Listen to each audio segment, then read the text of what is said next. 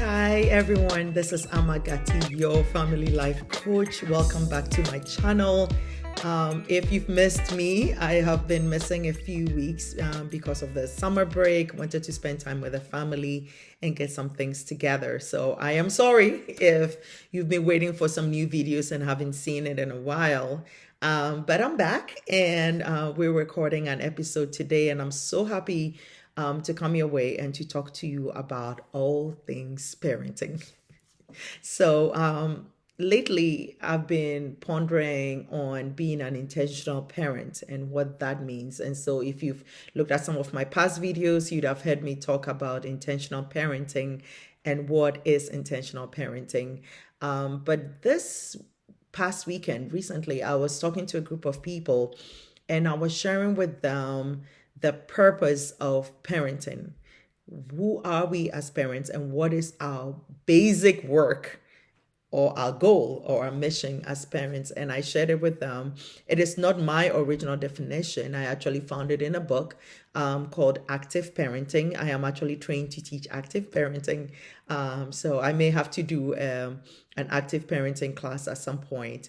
But in the book Active Parenting, the author talks about the basic purpose of a parent. Who are you as a parent? And it really resonated with me because, as you know, this channel is dedicated to immigrants who are parenting in a culture that is different from their own. So you could be anywhere in the world. I am in the US, so usually I tend to talk more about the US, but it doesn't have to be the US. It could be anywhere, which is a culture where you were not raised in.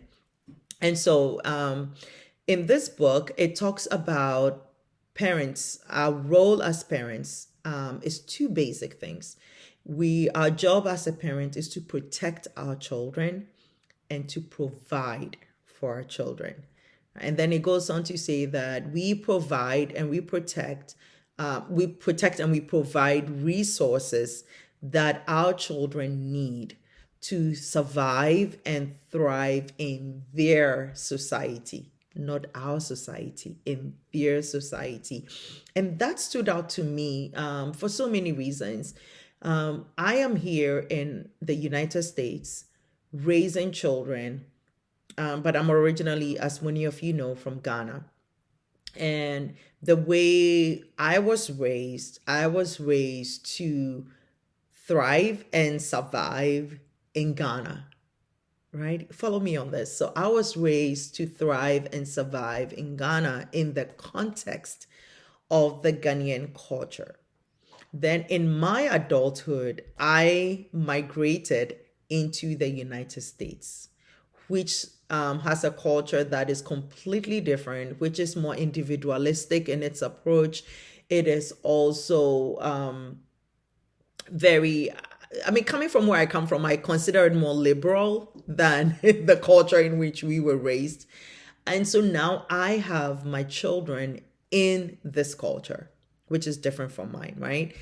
And so I need to provide the resources my children need to survive and to thrive in America, not in Ghana, because I'm not raising them in Ghana, even though my background is from Ghana.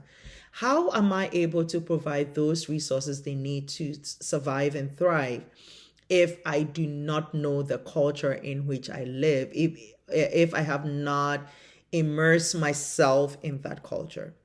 And sometimes that tends to be the problem for a challenge, actually, not a problem, a challenge for most of us immigrants. What we do is when we come into a culture, we tend to stick with our kind. We tend to stick with our own, right? And so I'm using Ghana because that's where I'm from, right? So we come into a culture like this, and all our friends are our Ghanaian friends. We go to our little Ghanaian church.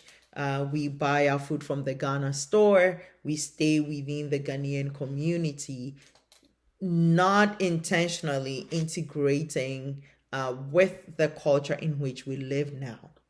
Now, for you to provide the resources that your child needs to survive and thrive in a culture like this, you need to understand the culture. You need to understand, I've said this in the past video, you need to understand the terrain in which you live. right? How do you do that? One of the ways you do that is to make friends with people from the land. Make friends with people from the culture in which you live, because in making friends you get to learn what they're doing, what tends to work and what doesn't tend to work, right? And also allows you to be part of this culture, because the truth is now you live in this culture, you are part of this culture whether you like it or not. And if you're going to raise a child in a culture like this, then you need to understand what this culture is about, right? And then you want to learn, you want to read, you want to now on social media there's a lot of things you can learn, right? And so I remember first coming to America, and the first thing I heard was that, oh, American kids are so spoiled. If you raise your child in America, they're going to get rotting. I don't believe that is true, because I am raising children in America. I don't consider my children spoiled. Maybe I spoil them sometimes, but I don't consider my children spoiled. I have seen American children who are the most respectful children, who have values, whose parents are standing for that. So this myth that children raised in the West tend to be spoiled children needs to be broken, because there's spoiled children everywhere. You can have spoiled children from your country. I've seen parents here who would have kids in the West and send their children back home because they want to have those values instilled in them. It comes down to your parenting. It's what you are doing at home. And most parents are completely hands off, but blaming society for spoiling their children. You need to be present. You need to get your hands dirty as a parent. And most immigrants, we come here for economic reasons, and I get that. And so we spend most of our time on our jobs, completely neglecting our children. And then when they go wayward, we are surprised at how quickly they've gone wayward, and we blame the society. Parenting is hard, especially in a culture like this where you have to raise your child by yourself. Like, you can't outsource your parenting, right? You have to do it yourself. And for your child to do well, you have to be present and be intentional. And so parenting, again, is providing protection. Protection from what? Protection from what you deem as harmful to your child. Protection from what they watch on TV. Protection from what they read. Protection from what games they're involved in. Protection from and protecting the values as your family. What do you hold dear as a family? What are your family values? Those are the things you want to start protecting, right? And then you provide them the resources, the education, the proper nutrition, the proper sleep habits, the things that will help them thrive in the society they are living in now and the society they're going to live in as adults. And so I was using an example the other day. I was talking to this group and I was telling them that most of us as immigrants push our children.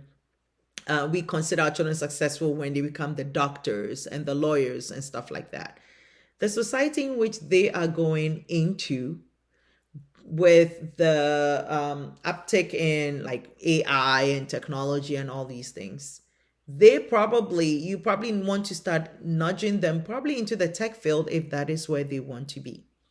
I've seen people survive and do well in the arts and things like that, because in this society, people make money off of things like that, right?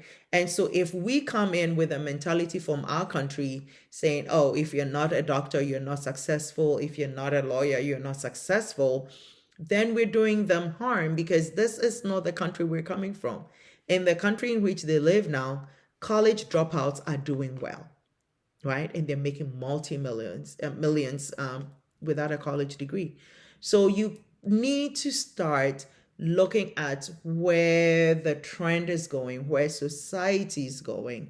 Of course, upholding your values, your cultural norms, because that is a part of them. Do not shun your culture. I'm not saying that. I'm saying think of the environment in which they are growing and offer them the resources they need to survive and to thrive and to succeed in this environment. Okay, So that is the definition of parenting that I love, love, love, love, love, and I wanted to share with you. So I'm going to leave it with you one more time. This is based on the book Active Parenting. Definitely check it out. There's a whole lesson around it, curriculum around it.